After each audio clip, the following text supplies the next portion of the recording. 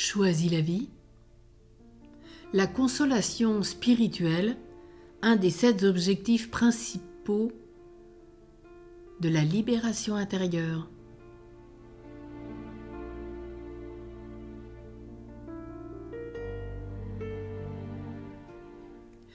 Nous avons vu dans les 6 derniers Choisis la vie l'importance de la libération intérieure et ce chemin de croissance. Aujourd'hui, quand même, il est important de voir la finalité de cette démarche. Quel est son but ? C'est illustré par la parole de Dieu qui est tirée du livre d'Isaïe que le Christ prononce dans la synagogue de Nazareth. Je cite dans Luc 4, 16-21 ou Isaïe 61, 1. L'Esprit du Seigneur m'a envoyé porter aux humbles la bonne nouvelle, panser les cœurs brisés, proclamer aux déportés la libération et aux aveugles le retour à la vue, renvoyer en liberté les opprimés, proclamer une année que le Seigneur agrée, consoler tous les endeuillés. Cette parole est vitale. C'est l'une des paroles que nous entendons à chaque année jubilaire, chaque année de grâce, et aussi ce texte nous l'entendons à chaque carême. Alors aujourd'hui, principalement, l'un des 7 objectifs de cette libération, la consolation spirituelle. Et dans le prophète Isaïe, toujours au chapitre 40, verset 1, nous entendons aussi pendant le carême et d'autres temps de l'année « Consolez, consolez mon peuple, dit votre Dieu, parlez au cœur de Jérusalem. » Vous serez allaité, on vous portera sur la hanche, on vous caressera en vous tenant sur les genoux. Comme l'enfant que sa mère console, moi aussi je vous consolerai. C'est le livre bien sûr de la consolation d'Isaïe au chapitre 66.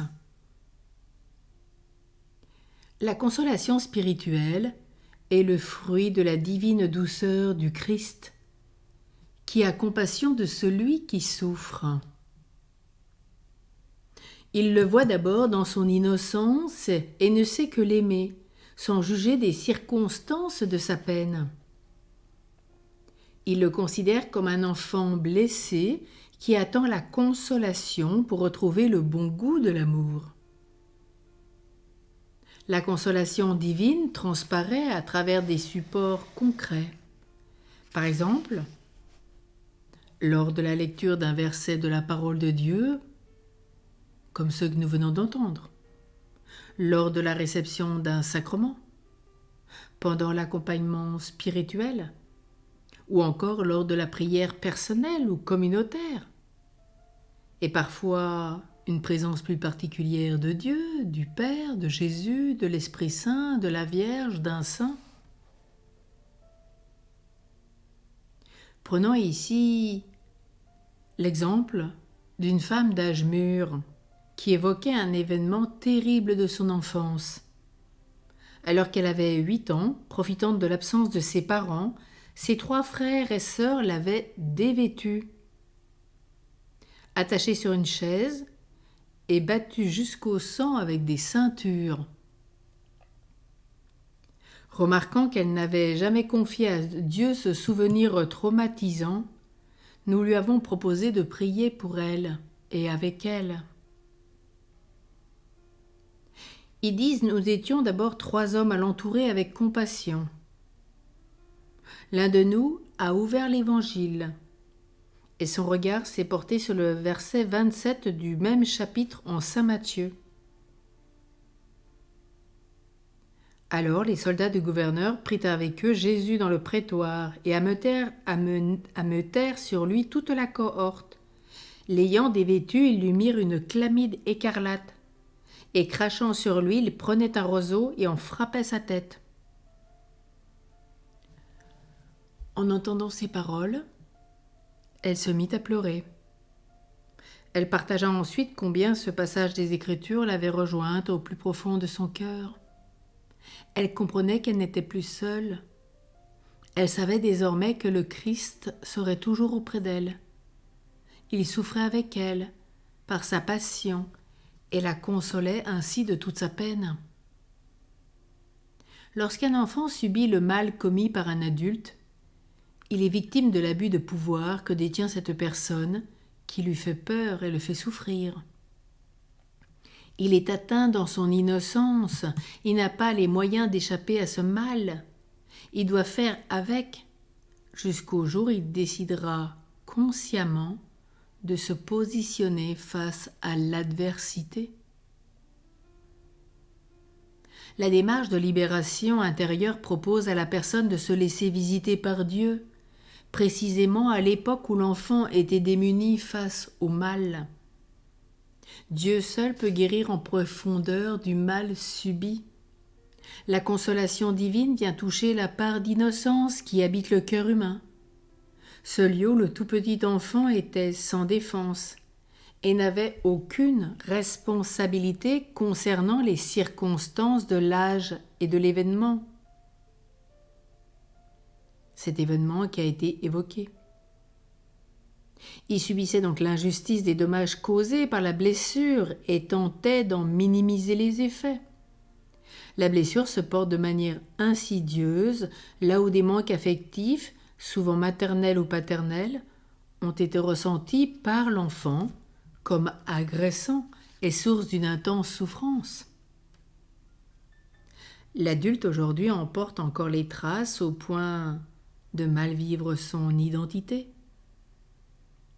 Au cours de la démarche de cette libération intérieure, le Seigneur Dieu le console d'abord pour le soulager ensuite de sa souffrance psychique. Il l'apaise, le vivifie, le fortifie et l'aide à reprendre possession de ses capacités humaines pour sortir de son statut de victime qui va chercher chez les autres la culpabilité de ses propres difficultés et reconsidérer sa part d'innocence. Les parents, en bons éducateurs, ne s'y prennent-ils pas ainsi pour nous consoler des jours dans nos souffrances, dans nos blessures? Et quand un enfant est agressé par son frère, il lui rend aussitôt le coup et dit à son père qui vient les séparer, « C'est lui qui a commencé ». Le parent va effectivement reconnaître que c'est lui qui a commencé. Il va d'abord consoler son enfant en remarquant l'injustice commise. Il va donc l'innocenter sans tenir compte pour le moment du fait qu'il a rendu le coup. Puis, une fois la consolation apportée, il va l'aider à discerner aussi sa part de responsabilité afin de se réconcilier avec son frère. Et contrairement à une psychothérapie, la libération intérieure n'érige pas en but la recherche du bien-être. La consolation spirituelle permet la traversée de l'angoisse, que requiert une naissance spirituelle, d'en haut, de l'eau et de l'esprit. Vous avez bien sûr reconnu le fameux chapitre 3 de Saint Jean sur Nicodème. En effet, c'est quand la personne est la plus démunie qu'elle ne compte plus sur elle-même, mais sur un autre avec un grand A, le tout autre, Dieu. L'ouverture spirituelle est donc d'autant plus large que la personne est éprouvée. C'est dans sa pauvreté extrême qu'elle peut, sans honte, crier vers Dieu.